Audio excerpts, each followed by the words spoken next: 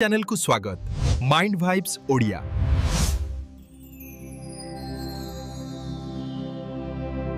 नमस्कार सांगमाने, खास करी ओडिशार सबु जेनजी युवपीढ़ी को स्वागत। कॉलेज परे लाइफ रे कौन करिवे एमिति किछि भाबुछंती कि? टेंशन आदो नियंतुनी, कारण आजिर एही आलोचनाटी केवल आपणक पई। चलंतु मिसिकी आपणक भविष्यत को डिजाइन करिबा। तेमे सिनारियो किछि एमिति ग्रेजुएशन शेष आउ घरे सही गोटिए प्रश्न बारंबार पचरा जाउछि, आगकू कौन प्लान कलु आउ आपणक मुंड पूरा ब्लैंक एमिति किछि लागुछि कि? वेल, चिंता करंतुनी, एही रेस रे आपण आदु एका नुहंती। आगामी किछि मिनिट पाई एइटा हेउछि हमर गेम प्लान। आमे देखिबा केमिति एही द्वंद्वरु बाहरी प्रकृत एक्शन निया हेबो, पूरा स्टेप बाय स्टेप। ओके, तेबे आरंभ करिबा। सबुठु प्रथमे द ग्रेजुएशन शॉक। हाँ, एही जो पैनिक हेउछि सेथिरु बाहरी गोटे दृढ़ योजना केमिति बनेइबा, चलंतु से विषय जानिबा। देखंतु, गोटे कथा स्पष्ट भावरे बुझि नियंतु। जदि आपणको भविष्यतर रास्ता एबे पूरा अंधारिया लागुछि, तेबे यह बिल्कुल ठीक अछि। कारण सत कथा हेला, से पुराना कैरियर मैप एबे पूरापूरी आउटडेटेड हो सारलानी।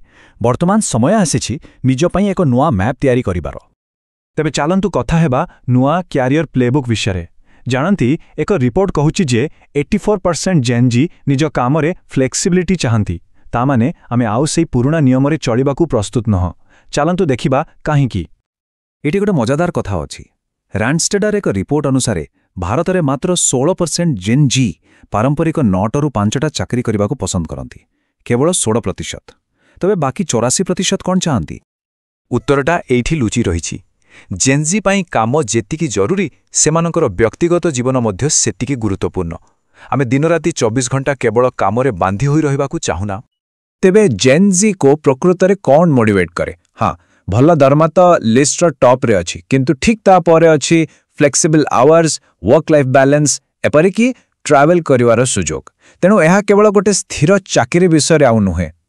एबे आसिला आमर प्रथम काम, स्टेप 1। निजर काहींकी खोजंतु। आपण कौन करिवे किंबा केमिति करिवे से सबु भाबिबा आगरु आपण सेटा काहींकी करिबाकू चाहुछंती ताहा जानिबा सबुठु बेसी जरूरी। गोटे मिनिट पई निजकु पचारंतु, प्रकृतरे केउ जिनिस आपणको आगको बढ़ेबाकू प्रेरणा दिए?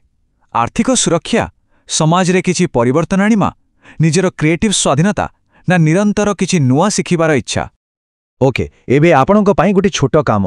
एइठी वीडियो को पॉज करंतु, मात्र 5 मिनिट समय नियंतु और निजर टॉप 3टी कैरियर ड्राइवर लेखंतु और हाँ, निज सह संपूर्ण सचोट रुहंतु। बहुत बढ़िया। एबे आसंतु हमर द्वितीय स्टेप को, आपणको 30 मिनिट रो स्किल ऑडिट। चलंतु देखिबा आपणको टूल बॉक्स रे वर्तमान कौन कौन जंत्रपाती अछि। एही टेबुल को देखंतु। बामो पटे अछि टेक्निकल स्किल्स, जेमिति कि पाइथन किंबा ग्राफिक डिजाइन, आउ डाहाण पटे अछि सॉफ्ट स्किल्स, जेमिति कि कम्युनिकेशन किंबा टीम वर्क। एही भली दुईटी भाग करी निजर स्किल्स गुडी को तालिकाभुक्त करंतु। आउ गोटे काम पई प्रस्तुत। गोटे 30 मिनिट रो टाइमर सेट करंतु आउ मुंडरे जहाँ भी स्केल आसुछि सबुको गोटे जगारे लेखि पकांतु। भल खराब किछि भी विचार करंतुनी, केवल लिस्ट करंतु। एक्सेलेंट। एबे आसिला स्टेप 3। आगामी 6 मासे पाई गोटे रोड मैप। मने रखंतु, केवल 6 मास पाई, 10 वर्ष पाई नुहे। से जो लाइफ लॉन्ग प्लान रो कथा अछि, सेही मिथ को भांगिबार समय आसी जाइछि। वेल, आपणको सामने मुख्यतः 3टी रास्ता अछि। प्रथमतः जॉब सर्च, द्वितीय अपस्किलिंग। जानते कि 60% जेनजी एआई आउ डाटा साइंस भरी डिमांड रे थिबा स्किल्स सिखिबाकू चाहंती, तेणु गोटे सर्टिफिकेशन करि पारंती। आउ तृतीय एंटरप्रेन्योरशिप। देखंतु, भुवनेश्वर रे एबे स्टार्टअप कल्चर बढ़ुछि, आपण निज आइडिया को एक्सप्लोर करि पारंती। एबे आमे शेष 2टी स्टेप को एकाठी देखिबा। जॉब सर्च रे केमिति माहिर हेबे एवं निज मानसिक शांति को केमिति बजाय रखिबे, कारण सत कहिबाकू गले गोटे बिना आउ गोटे संपूर्ण अधूरा। तेबे एहा हेउछि आपणकर जॉब सर्च मास्टर क्लास।